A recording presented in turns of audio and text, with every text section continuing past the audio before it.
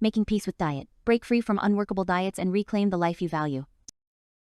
As most of you might have known, half of Malaysian population are overweight and obese. Current weight management in Malaysia are healthy eating, physical exercise and behavioral modification.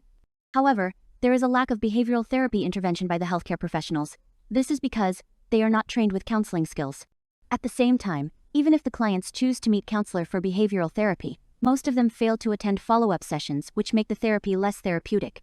When we talk about obesity, people often advise changing eating habits. Eat healthily, so that the result is a healthier individual or weight loss.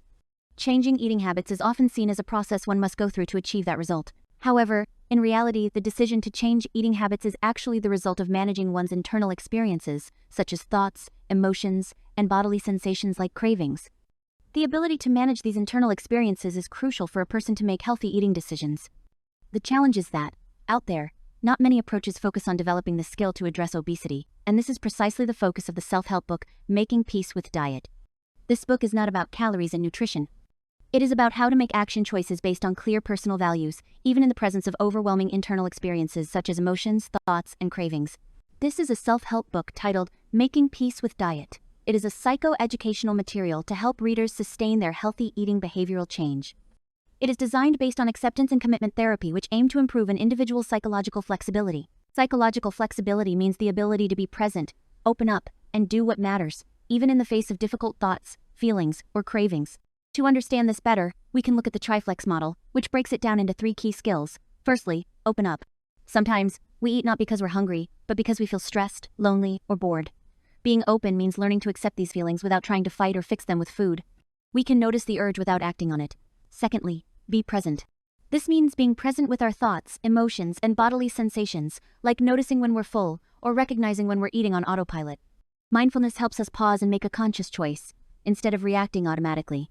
Finally, do what matters. This means making choices based on what truly matters to us. Maybe we want to care for our health, be a good example for our children, or serve God with a strong and energized body. When we connect with these values, we are more motivated to make healthier choices, even when it's hard. In short, psychological flexibility is not about controlling what we feel, it's about choosing how we respond. And with the Triflex model, open up, be present, and do what matters, we can change our relationship with food in a meaningful and lasting way. So how this book helps? This book contains stories. Stories about the struggles of people trying to change their eating behavior. This helps to motivate readers to learn, especially when they realize that they are not the only one facing such challenges. This book also contains articles which creatively curated to convey concepts of psychological flexibility in the simplest way. Lastly, it provides exercises for readers to experientially learn what they have read. Now let's listen to some of the feedback from the readers. I think like previously kan, if I not mistaken in chapter apa you give the example of Bob. Yeah, the earlier one, chapter 1, I think.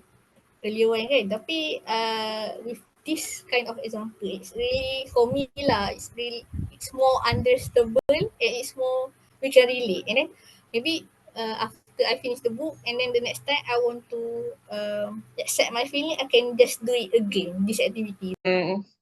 Actually, it's kind of wow lah, this book.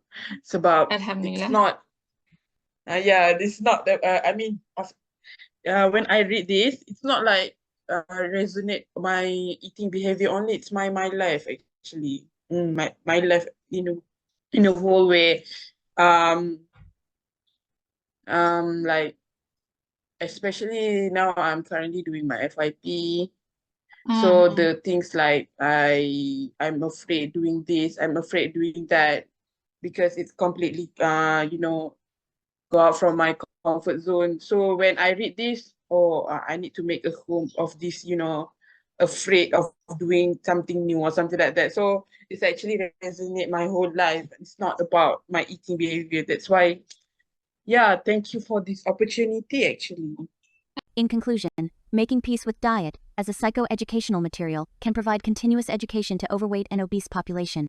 Since improving eating behavior is a lifetime journey, with this book, they can always refer to revise the process, as if there is a counselor by their side as a companion.